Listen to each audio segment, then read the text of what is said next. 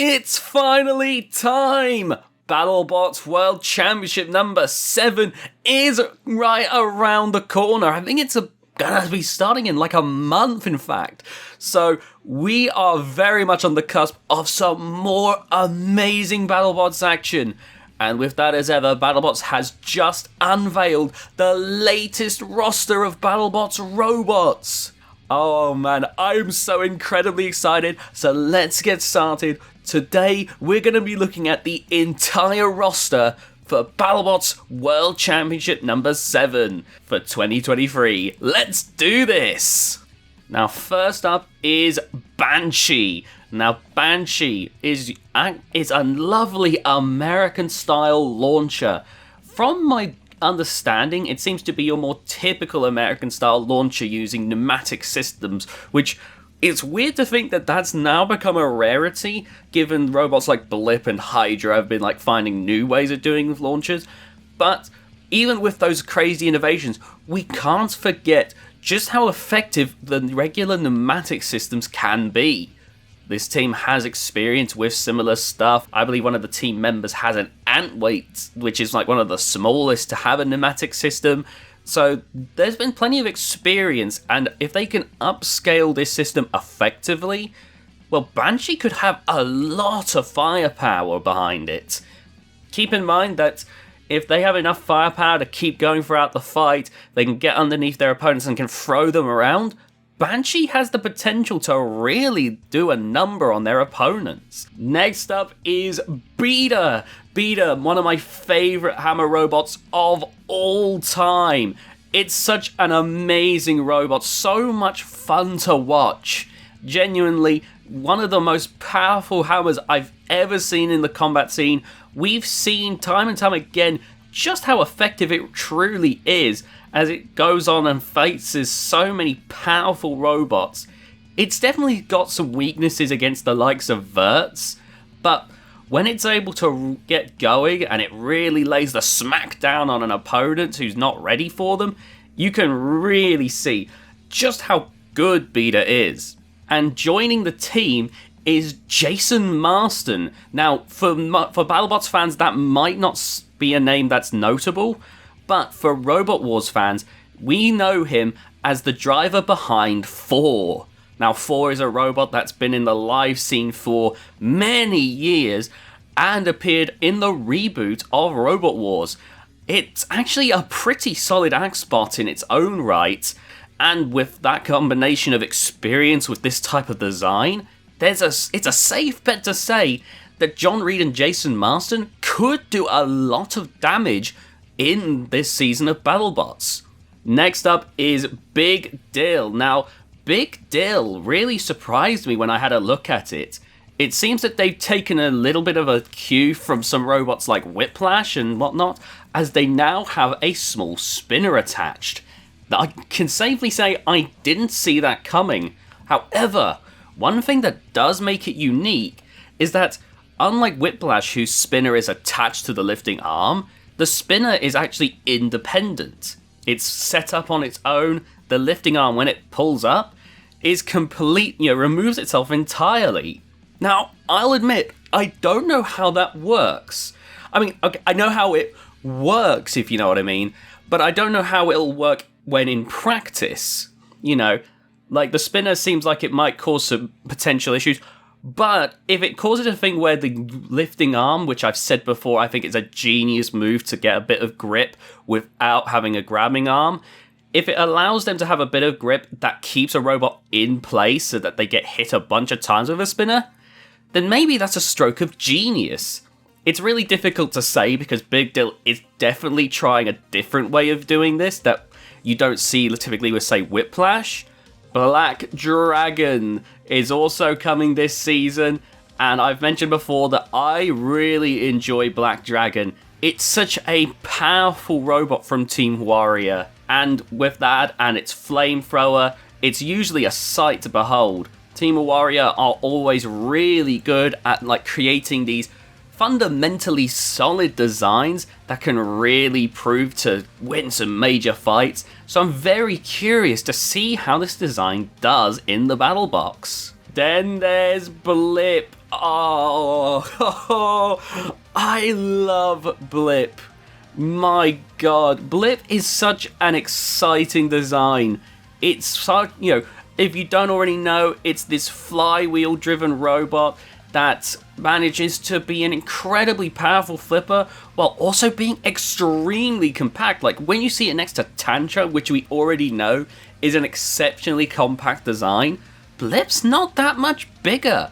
And given how far it can fling a robot, it's actually incredible that they managed to make it work. I honestly have a lot of fun watching Blip in action, and it looks like they've doubled down on trying to make Blip effective. Now with little wedgelets at the front, Blip should be a lot lower to the ground, and really, I think a lot of robots are going to have to be careful because this robot could go really far in the competition. I said about how Whiplash seemed to have inspired Big Dill. I didn't expect Ice Wave's inspiration to take place, but looking at Bloodsport, I can definitely notice a similarity. That bit at the top, I assume, is to host a big, powerful spinner motor.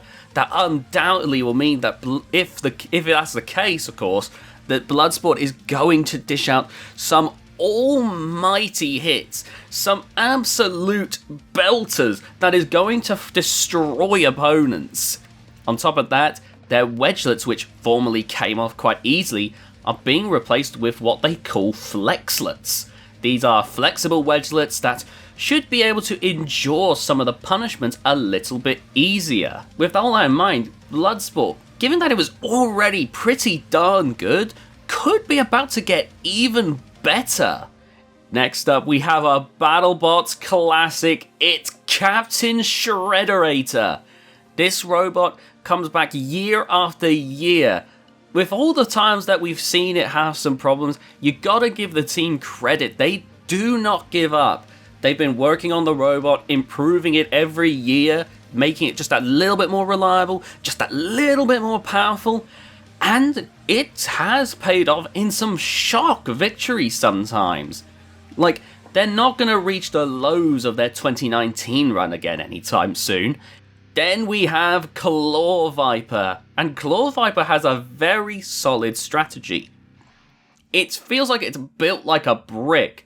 It's exceptionally fast, and most recently, they have added these little wedgelets to the front. This means that should a robot get underneath the grabber and lifter, they still have the ability to get underneath a robot and push them around.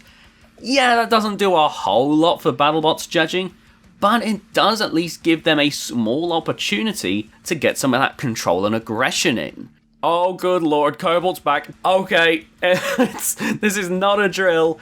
Robotic Dev Company and Team Cobalt are all together. This is a match made in heaven for us, and a match made in hell for pretty much every other team in the battle box. So, for a refresher for those who don't know, Team Robotic Dev Company, the team behind Gigabyte, which I still consider to be the best full-body shell spinner in the modern scene. I don't think any robots come close. Team Cobalt, the people who created Robot Wars champion Carbide, a team with one of the most has created two of the most devastating, three if you want to count This Is Fighting Robots as well, of like three of the most devastating spinners that the modern scene has seen, that just decimate their opponents, completely destroy them. Honestly, it's a terrifying robot, Cobalt. We've seen the kind of damage it can dish out, and with it getting lower to the ground, it got all the more effective. I honestly don't know what to expect, except pure carnage. Next we have Copperhead, and my goodness, I gotta say Copperhead, probably one of the better drum spinners out there. It's very solidly designed, it's got a pretty nicely powerful weapon. It didn't get quite as many KO victories as of late that I would have expected, but I think that with a little bit of tweaking, that absolutely could change. Chances are, Copperhead is going to be better than ever. When I saw that DeathRoll was coming back, my word, I can tell you I was so excited. Team DeathRoll is... DeathRoll is such an incredible robot. So scarily powerful, crazily reliable as well, remembering its fight with Endgame. Like, keep that in mind. This is a robot that could fight Endgame. A former giant nut winner now. Like, the scene has definitely evolved by a scary amount in the short time DeathRoll's been gone. But the fact that DeathRoll can stand toe-to-toe with robots of that caliber, there's a very real chance DeathRoll could go in and create havoc amongst the scene. People that we think are going to go far in the tournament could get wiped out in an instant by that large vertical spinner. Next up, we have Doom. Now, if you remember, not too long ago, Blacksmith took on the design of a spinner on the top of its hammer. Doom is built from the ground up with that in mind, and it looks like it's also taken a few design approaches from the likes of Beta, with that big, with the majority of the robot being this big, sturdy wedge. The robot is surprisingly, it's either really small for a heavyweight, like really compact, or that spinner is meaty. Like, looking at a picture of it, it looks like it's quite compact, which could mean that armor is incredibly tough to deal with. Next up, we've got Doomba. What in the... Oh my god. I can't believe... What do I say? I can't think of the words. I'm fairly certain I've seen not this size of Doomba, but I'm okay. Let's take a step back here. So Doomba, firstly, it's got an actuating chainsaw, like it lifts up and down, very similar to the old chainsaw tail from Matilda. And it has what looks like an undercutter at the bottom, which is probably meant to be the actual weapon. But Doomba isn't anything without that chainsaw. I honestly, I don't know what to say. I'm so... my brain is like fully cooked watching this thing. Next up, we have Double Tap, and I've been looking at this for way longer than I'd like to admit, just trying to figure it out. Because I remember hearing that there was something different about this spinner, and from the looks of it, I think it extends. They do seem to have a more standard bar spinner as well for it, but I am so genuinely curious about this experimental looking spinner. It does look like it might break apart if it fights a vertical, but, I mean, look at it. This looks like some sci-fi tech-looking thing. This doesn't look like it comes from the same year that we're from. This looks like the kind of thing we'd expect if, like, there was an episode of Battlebots that took place in the year 3000. Then from Bots FC, the same team behind Shatter, we have Emulsifier. Now, Emulsifier, I know this is a robot that has been in smaller weight classes. It's another example of a robot that's been turned into a heavyweight for Battlebots, and that's repeatedly proven to be quite an effective strategy. Like, I could see that proving to be quite good in this situation. Emulsifier, a nice-looking, powerful-looking vertical spinner with a nice wedge, quite solid. It's got some pretty thick-looking tracks, which tracks are a very scary game to play, because if one track goes, then you've already lost like half the drive right there. I'm very curious. Bots FC, typically they know what they're doing. Like, this is a team that's created some slightly non-standard robots, taking something that's tried and tested and giving their own unique spin. But then, it's not usually a gimmick. They'll take that unique spin, and they'll run wild with it. It really wouldn't be Battlebots at this point without Endgame. Endgame, a former giant nut winner, one of the top tier vertical spinners in the competition, extremely powerful, extremely deadly, have to be one of the top contenders right now. Like, if you were to make a top 10 of who you think would win it, Endgame has to rank high on that list. It's just got everything it needs to be an extremely competitive robot. Its spinner packs an absolute almighty punch. It gets under robots so incredibly easy. Like, there's not a lot to say. It's killed so many top tier robots.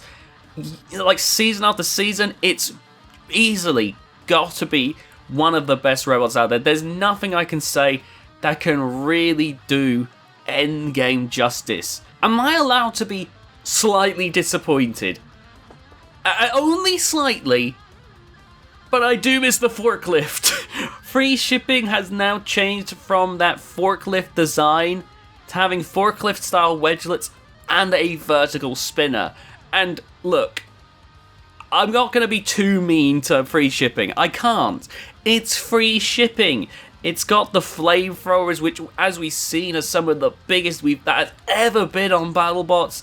It's an already solid design, as driven by Gary Jin. It's got some great minds behind it. You know, like I said, it's a combination of people from like the likes of Raging Scotsman and Original Sin combining together to make a really entertaining robot.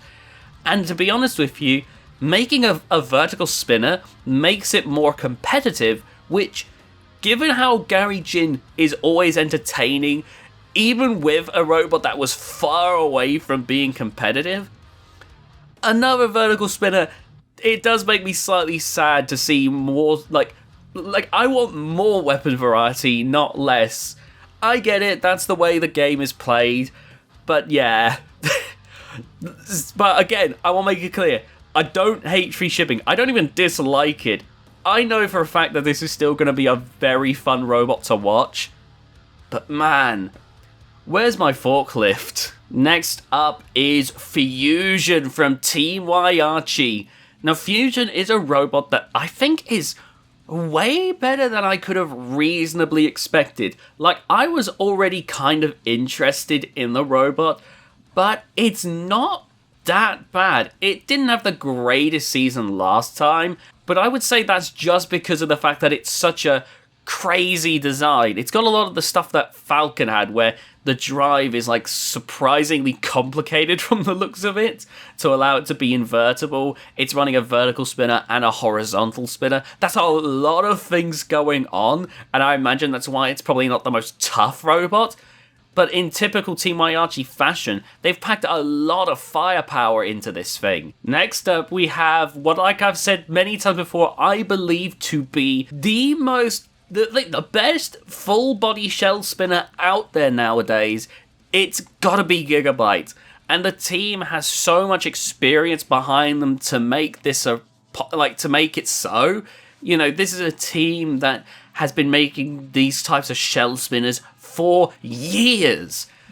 It's such a difficult design to get working as well nowadays, given how crazy some vertical spinners have gotten, and how crazy some horizontal spinners have gotten, though we'll be getting to that. But still, the fact that the design is still surprisingly competitive, that it can get some shock victories in, it's still a lot to give here. One thing that I do like, it's a very minor touch, but I like how they've actually color-coded the pole. It's probably going to make it a little bit easier to drive, because I gotta imagine, trying to drive a full-body spinner, it looks like it's a painful time. Oh, glitch! Oh, I'm happy about this. Glitch, an absolutely, really shockingly good robot. Like, I was already incredibly intrigued by Glitch last time around, but man, did it blow any expectations I had out of the water. It destroyed so many robots. Did you see the way what happened to ROTATOR? Glitch is way better than I think like any of us realistically could have expected. That weapon packs an almighty punch. it actually looks like it's slightly less low to the ground. You know, it's like slightly less sleek, so there might be even more firepower. It's still got that amazing Omni-Wheel drive that's going to allow it to drift around. I'm hoping it has some wedgelets, and all we're seeing is like the version it has to deal with like horizontal spinners, because you know, the ground clearance I feel like is always something you've got to keep in mind in BattleBots. But honestly, if that spinner if Glitch does as well as it did last season, that will leave me so happy. It's the old tried and true method in combat robotics of break your fist with my face. It's Gruff. Now, Gruff, we already know how its general strategy works. It's a brick of a robot. It's got that lifter, but its main strategy is it's going to run into you like as hard as it can, get those flamethrowers going, or maybe get a few lifts in.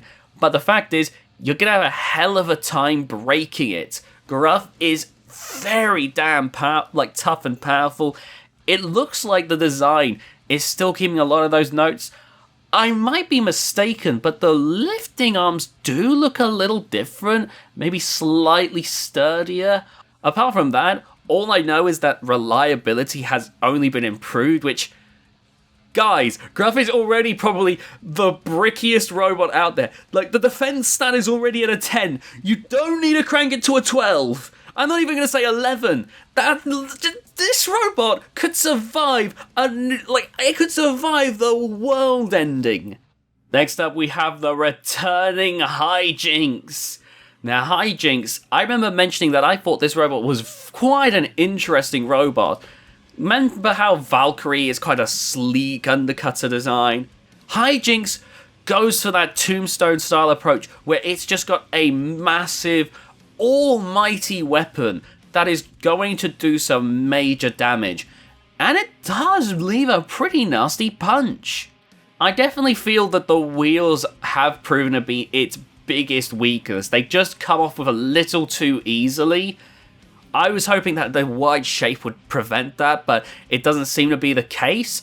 I'm really hoping they've got that figured out this season, because that seems to be their biggest weakness in my opinion.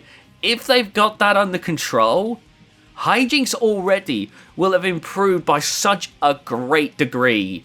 Next up, we have Horizon. And Horizon is designed like a robot I'd build in Robot Arena 2. And I love it all the more for that. So, if you don't get how it works, it's a full body spinner. Think of the likes of, say, Bloodsport or Ice Wave, but put two spinners on the end. That's right.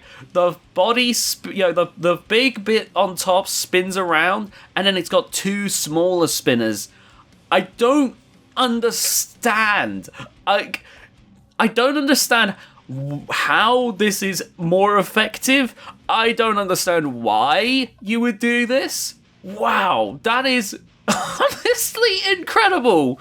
It's honest. I genuinely don't know what to say. I don't know what to think. It's kind of ridiculous, but in the best possible way. Next up, we have Huge. Oh my god, Huge as ever. Extremely entertaining, extremely great robot. Like, it's such an amazingly powerful robot. Like you'd think with such a bizarre robot, they really would, they just rely on that unconventional design and really wouldn't want to change all that much. But we've seen in past seasons that they're very much capable, they're very ready to plan ahead. And because of that, combined with that unconventional design, it keeps them as a robot that, while it's not likely to win the giant nut, it does absolutely catch a lot of robots off guard. Especially in a game where every robot is trying to get as sleek as possible. They're trying to get as low down as possible to get underneath robots. It leaves some robots with no answer when Huge rains down from above. Next up is HYDRA. Now, ignoring the controversy, that bike rack has to be like put up in a museum next to Tornado's like anti-crusher frame at this point for the things that have caused the most anger I've ever seen. Battlebots fans, glad to see you've joined the club of getting ridiculously angry about a frame. Robot Wars fans have been here for a while now. For real though, like, HYDRA is an exceptional robot, a crazily powerful flipper. The fact that it's so compact and yet is about as powerful as Bronco, which Bronco was the most powerful flipper, that's remarkable. It's like I said before, Team Waiachi is so incredible at what they do. They make some incredible robots. And HYDRA, while it didn't do as well as it has in previous seasons, it lost a few more fights than usual, it's still a knockout king. It's still a robot that absolutely flings robots here, there, and everywhere. I think it's going to be tough to deal with as ever. The robot has been constantly improving, and it's already got a very solid foundation. Robots better beware, because HYDRA, I think, could go very far this season. Man, talk about a Cinderella story that's been going on in BattleBots. Hypershock, a robot that started off so promising and then began to drop off. It began to suck. And now, Hypershock has been doing its best to stop sucking, to get back to where it once was. And by God, does it look like they've done it. Hypershock, back to being incredibly fast, incredibly powerful, incredibly competitive. They stand once again as one of the big spinners to watch, because as we saw, they're absolutely capable of dishing out a lot of punishment. I definitely think that they're not quite there as one of the top tier vertical spinners just yet, but with the improvement that they've been doing, I've got to say, there's a very solid chance that they could, like, if they're even better, like they've been constantly getting better, if they're somehow even better this time, they might stand toe-to-toe on the same level as Endgame. That's a tall order, of course. It's hard to be one of the best vertical spinners when that category is such a highly competitive field now. But Hypershock is proving that it absolutely belongs here. Now, in terms of vertical spinners, one of the more consistent ones, I'm not joking, by the way, I've literally just scrolled to the wins-losses, 3-2, 2 years in a row. That's some surprising consistency right there. We, of course, have Jackpot. Now, Jackpot with that pretty powerful vertical spinner, and it looks like, from what I can gather, it looks like they've moved the Shremek onto the wedgelet, so I guess in a way, it's got a bit of a lifter to it now. In a very similar way to Big Dill, now that I think about it. You know, the spinner is still independent. The robot, from what I've seen, like from test footage, it's quite good at self-righting. The spinner gets up to speed pretty darn quickly. Safe to say, Jackpot, is going to leave a mark on its opponents. It's probably going to be a pretty difficult one to deal with. Next up, it's Kraken. And Kraken seems to have been taking notes from the likes of SawBlaze and Blacksmith, as it looks to now adopt a hammer saw into its weaponry. Or, as it calls itself, a kinetic crusher. Unfortunately, I think calling it a crusher maybe doesn't quite do it like service anymore. It seems to have forgone that, which is a shame. I did love the old Kraken, but I've got to give the team this. Given the fact that they have adopted a spinner into their design, they've done a really good job at keeping a lot of the spirit of Kraken alive at the same time. Like, I can look at that and I still see Kraken. Yeah, it's no longer a crusher, but if you can keep that spirit alive, then fine, that's perfectly acceptable. The design looks like it's a little bit more solid as well. Like, it looks like they've got a bit more, like, room to pack some really heavy electronics in. Like, there's probably a pretty nasty weapon motor in there. There's 4-wheel drive now. Like, making a Crusher is such a difficult job that given that they did as well as they did do, because I think they did pretty well myself, you know, given it was a Crusher, you know, like, I think that they could do pretty darn well by going with this more conventional design. Again, similar to free shipping, I'm gonna miss what was once there, but I can't pretend like I don't still very much love Kraken. Next up, we've got Lockjaw! Oh man, Lockjaw. One of the best vertical spinners in the competition. We've got some high tier ones for sure, but Lockjaw is a consistent performer in my opinion. A robot that year on year has been just decimating the competition. It's such a solidly built robot, and from the looks of some of the changes, it's really made some ones that were really needed.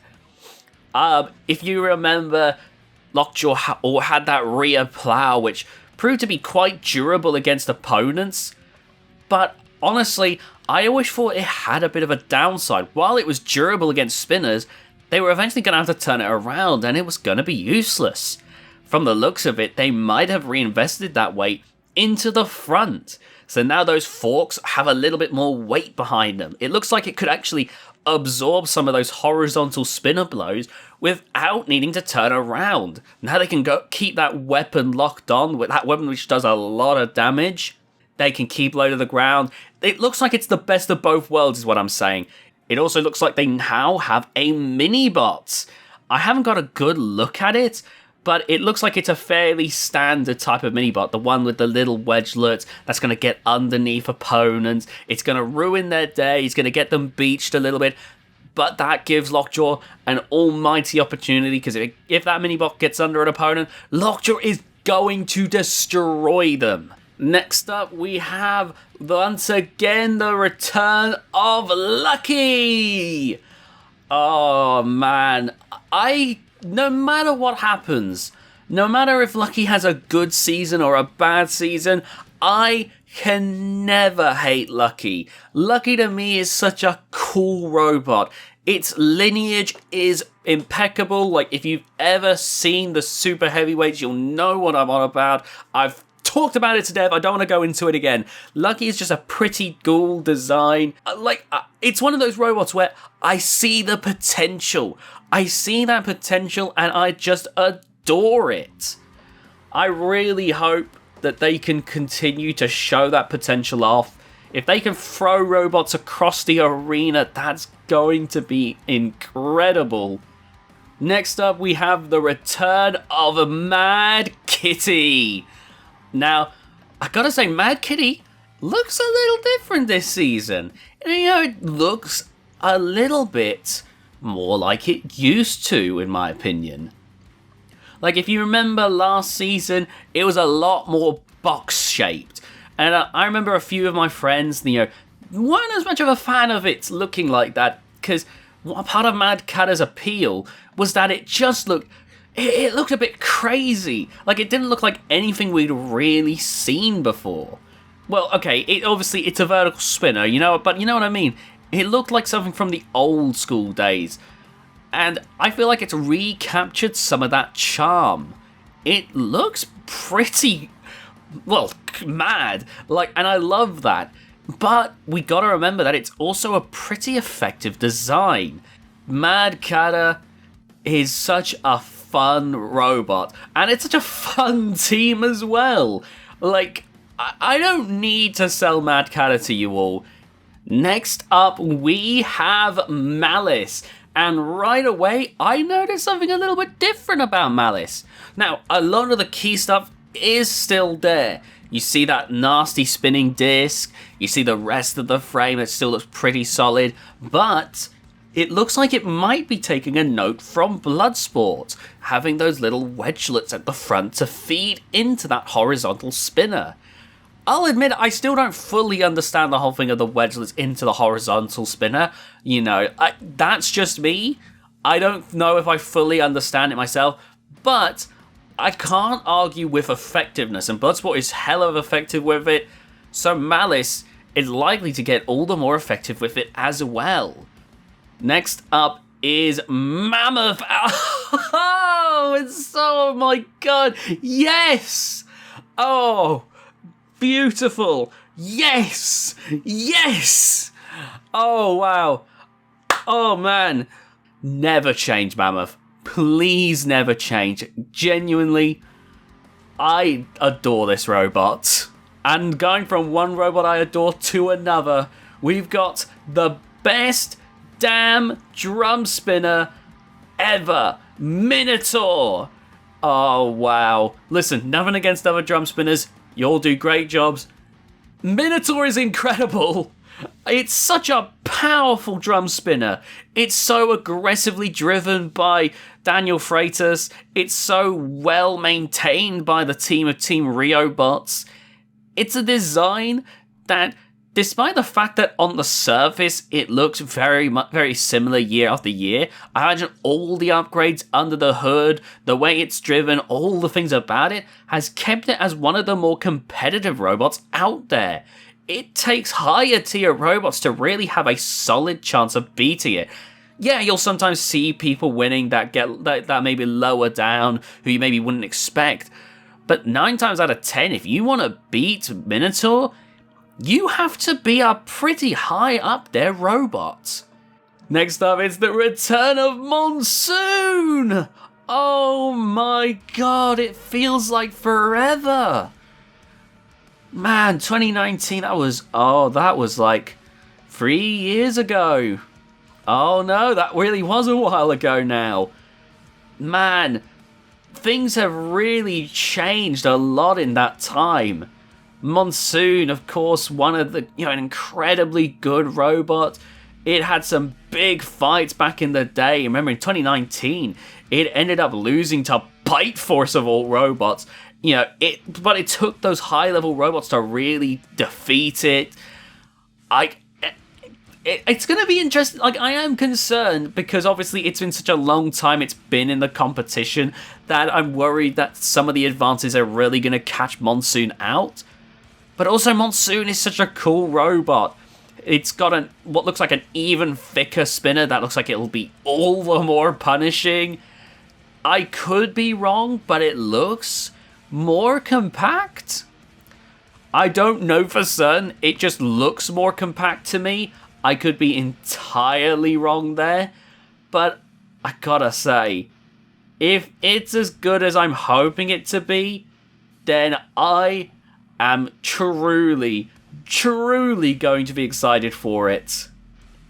Honestly, all the best to the team. I think that they are wonderful. Next up, a brand new robot that I've been interested in seeing for a few years now. It's Ominous. Now, if you don't know, Ominous was actually in teaser videos back in the day for one of the previous seasons, but then, the world happened, and Ominous didn't get a chance to compete. But now we finally are going to get to see it in action. Now, Ominous, with this fairly unique drive system, it's got the Omni wheels like we see from Glitch and from Shatter, but with a freewheel drive system, that means that it moves about in such unique ways, and with that big, nasty-looking Pulsar/Magnetar style spinning disc on the front, that looks like it could do a fair bit of damage. That is quite a nasty-looking robot. You can find some videos of it in action at Extreme Robots, and honestly, I think with the unique driving system, it could prove to really be a menace to some of the robots. Then we have the seemingly perpetual underdog story of Overhaul. Overhaul, a robot that I've had so many people tell me that they want to see this robot do well. I've had people, for so many people, this is their lucky. This is their robot that they love the look of. They love watching it go. They really want to see it do better. And I get it. a grabber and lifter is always an exciting weapon design. I gotta say, like, Overhaul can be pretty entertaining at times. And hell, if it can do well, then that'd be pretty exciting. Oh, thank you. I am so happy to see this robot finally return. It's the return of Quantum. Now, Quantum, a robot that I hold so near and dear to my heart. Like I said, finding a great crusher is so tremendously difficult. Quantum has to be top of its class. It's exceptionally powerful. As we saw, it got stuck in Blacksmith because of Blacksmith's armor. Basically, if you don't know, the way that armor works is if it does get pierced, it kind of like barbs. And before anyone gives Blacksmith any crap because, oh, why did they do that armor? Did they do it to sabotage Quantum? No, I think what it was the reasonable expectation of who the hell's gonna be able to pierce this? Quantum, as it turns out. Next up, we have another robot of mine that I just love to death. It's Ribbot. Ribbot, which year after year has actually been doing better and better. The thing for me is every time I look at Ribbot, I go, "Aw, I love Ribbot. You know, it does pretty well. Shame it doesn't it's not going to do that amazingly." But then it comes along and it just dominates its competition. I don't know how it does it. I don't know how every year I keep thinking, "Aw, cute frog robot," and my brain forgets just how incredible it really is, because it's a really solid robot. It's so, its weapons are powerful, it's incredibly tough, it's really reliable. It's if it didn't have that frog exterior, it would just be seen as a really high-tier robot. Well, I mean, most people... Well, it is a high-tier robot. You see what I'm saying? That frog exterior really makes you just... It belies the pure power that lies underneath. Next up is RIPperoni. RIPperoni... What do I say when looking at this robot? There's nothing quite like it, is there?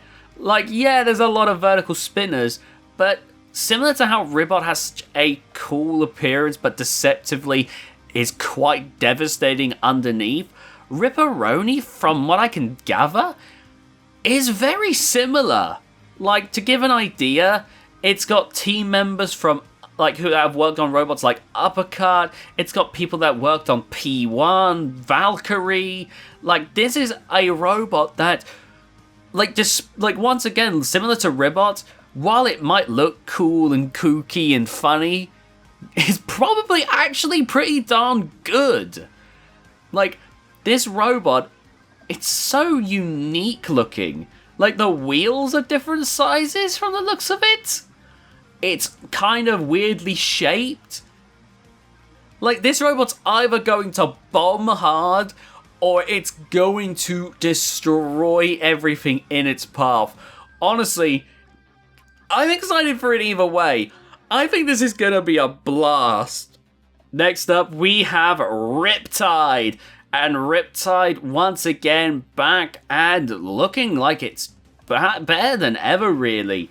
It's apparently even faster with it. Its weapon's even faster, even heavier. That means that weapon that was already KOing opponents left, right, and center is even more likely to do it now. That means that we've really got to keep an eye on Riptide. Like I said, I'm always going to be a bit positive to robots. Riptide has the potential to really go far in this competition. The only thing that I haven't seen is what is its options for getting low to the ground. Or maybe it's doing the Witch Doctor approach where the weapon is low enough that most robots are not even going to get close. Then we have Rotator. The Rotator, a robot that, like I've said before, first time I saw it, it died straight away. But man, ever since this has been such a consistently excellent performer. It's that case again where it's kind of lost that identity, that rotator identity, because now if it rotates, it's just got a bunch of wedgelets at the back, whereas originally, obviously, the point was there was a spinner at the front and a spinner at the back. But, you know, again, I get it. It's now more closely resembles Victor Soto design from back in the day, which has proven to be far more effective. And I'm not going to begrudge someone trying to get the most effective robot they can, as long as it works out, and it absolutely does here. Rotator has done so phenomenally well. It's really darn good. Next we have Rusty Jr. Aww, it had a baby. Okay, so this is... Why is it called Rusty Jr.? That's a question that I feel I need. I feel like I need that explained to me. But let's ignore that for now. Rusty is back as ever, and I feel like it's kind of like misses the point to try and talk about how the robot's been designed. Like I said before, the whole appeal of Rusty to me is that it's this old school style design with just heaps of personality. Yeah, maybe the weapon does have a bit of oomph to it, you know, maybe there's a pretty devastating hammer there. I don't believe so, but it's meant to be a robot that wins our hearts more than it wins the giant nut, and I love it all the more for it. Sometimes it's nice to have robots that maybe aren't trying to win the giant nut, but are here to just entertain us. You know, they can entertain us with some outstanding performances, like with free shipping, or they can entertain us just by being such a cool, unique robot. And Rusty certainly does that. So, yeah, I do love this robot. What else can I say? Then we have SawBlaze. Oh, I adore SawBlaze. It's such a cool robot. Now, SawBlaze is consistently coming with some serious control power. I still miss the Saw, but man, this is a robot that's so incredible, and that spinning disc has only served to make it even better. Like, this is a robot that's genuinely incredible. It's only gotten hardier over the years, that firepower is so much better, and apparently the robot has gotten faster. Apparently there's several upgrades internally and externally. I think I noticed a wheel guard now. So there's definitely a lot going on here. Then we have Shatter. Yes, Bots FC are doing the 2-bot approach. They've got Emulsifier, but they've also got Shatter. Shatter, one of those amazing hammer robots. It's got that lovely omni-wheel drive, allowing it to drift around, keep that hammer pointed at its opponent, that hammer coming down with so much force, so much power, and with some incredibly dense armor. Shatter feels like an impossible hammer robot. Like, it doesn't feel like with how much struggles we've had with hammer robots in the modern scene, it felt like a robot like Shatter was simply impossible. And yet, here it is. And with those little wedgelets at the front, it keeps it low to the ground. I love this robot. I genuinely want it to just go stupidly far into the competition. It's definitely proving to be one of, if not the best robot in Battlebots right now. And I hope it continues to show that this weapon type has still got a place in the modern combat scene. Sure, the spinners might come out on top. Sure, the flippers might throw the hammers around. But when you look at your armor, when you go back to the pits, and you see those little dents, you see that bit that made the motor burn out and you're going to have to replace it, you got to remember, that was done by a hammer robot. From the team that brought you Pain Train, we now have SHREDDIT, bro. Now, I hate to give a point against it, but every time I see SHREDDIT, bro, I always just see Reddit, and that's already like minus 1,000,000 points. Okay, but for real though, this is a pretty cool looking robot. it gives me some Poison Arrow vibes. You remember Poison Arrow, that cool robot with full-wheel drive, hit like pretty darn hard? Like, SHREDDIT Bro gives me those kinds of vibes.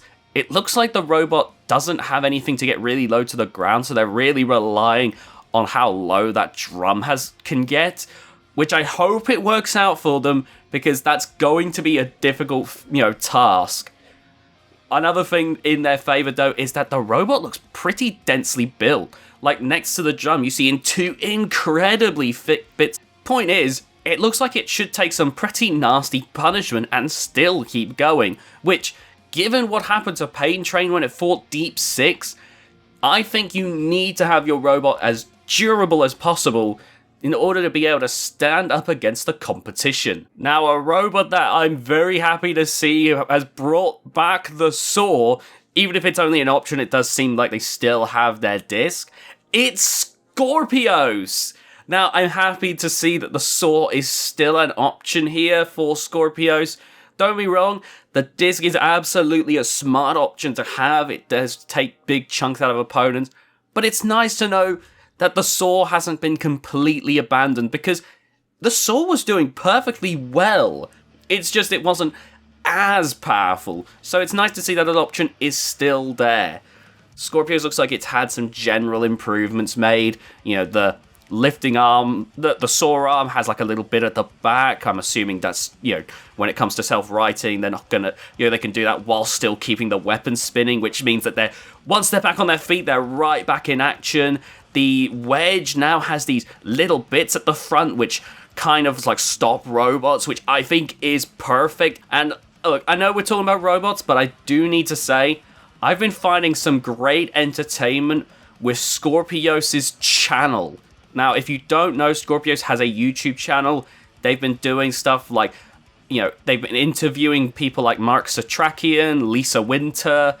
They've been looking at old Battlebots robots like Vlad the Impaler. Like, there's been a lot going on. It's just a fun thing to see. It's always good to get a look behind the scenes at these teams, at these robots.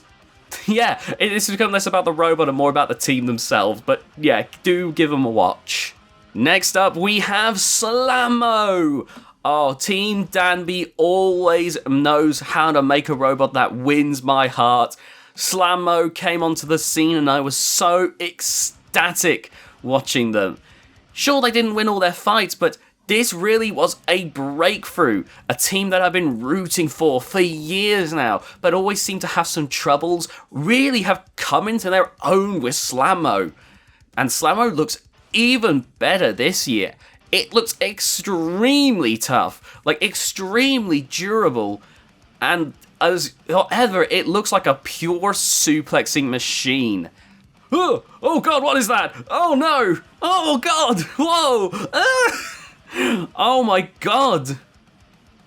Jesus Christ! So this is Starchild. I believe it's another case of a robot that started off in smaller weight classes being made bigger. Oh god, I gotta look away from that face. Oh gosh.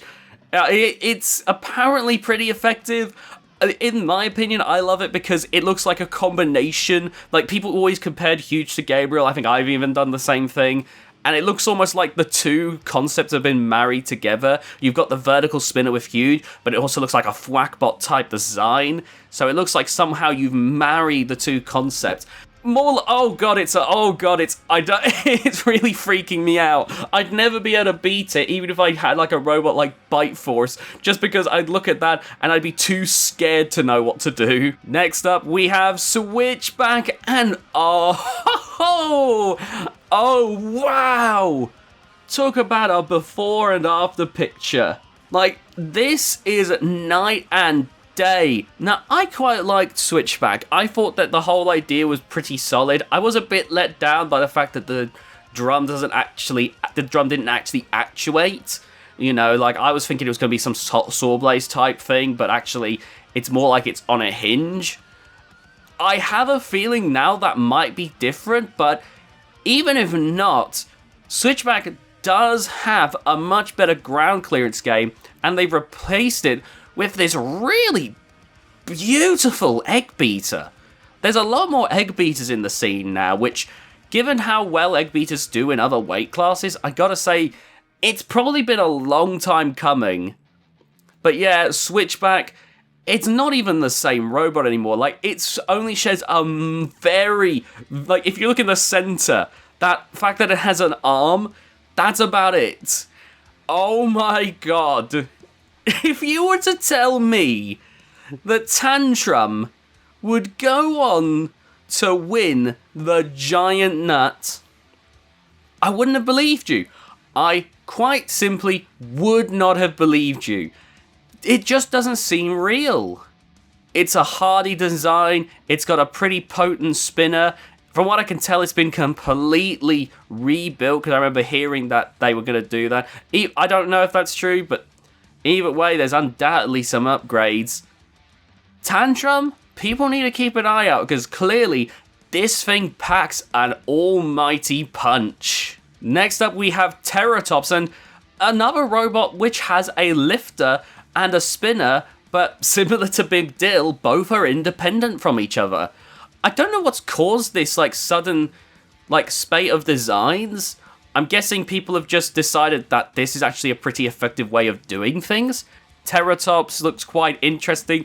It's got a rib cage. It's got this really long tail on it. And oh my god, it's so bright yellow, it looks like a piece of cheese.